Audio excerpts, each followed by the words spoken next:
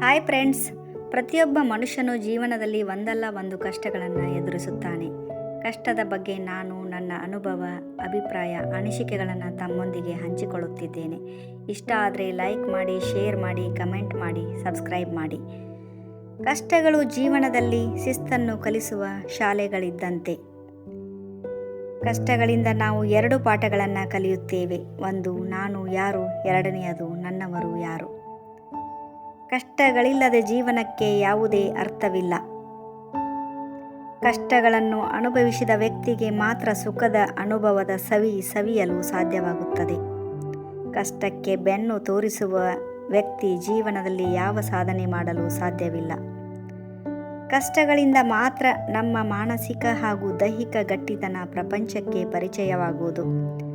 ಕಷ್ಟಗಳನ್ನು ಅನುಭವಿಸಿದ ವ್ಯಕ್ತಿಗೆ ಆತ್ಮಸ್ಥೈರ್ಯ ಹೆಚ್ಚಾಗುವುದು. ಒಬ್ಬ ವ್ಯಕ್ತಿ ಕಷ್ಟದಲ್ಲಿದ್ದಾಗ ಮಾತ್ರ ಅವನ ಸಂಬಂಧಿಕರ, ಸ್ನೇಹಿತರ ನಿಜ ಬಣ್ಣ ಬಯಲಾಗುವುದು. ಕಷ್ಟ ಬಂದಾಗ ಮಾತ್ರ ನಮ್ಮವರು ಎಷ್ಟು ಜನ ಎಂಬ ಲೆಕ್ಕ ನಮಗೆ ಸಿಗುವುದು. ಕಷ್ಟ ಬಂದಿತೆಂದು ಯಾವತ್ತೂ ಕುಗ್ಗಬಾರದು, ತಾಳ್ಮೆಯಿಂದ ಸ್ವಾಗತಿಸಿ. ಕಷ್ಟದ ದಾರಿ ತುಳಿದವನಿಗೆ ಮಾತ್ರ ಯಶಸ್ಸಿನ ಕಿರೀಟ ಲಭಿಸುವುದು.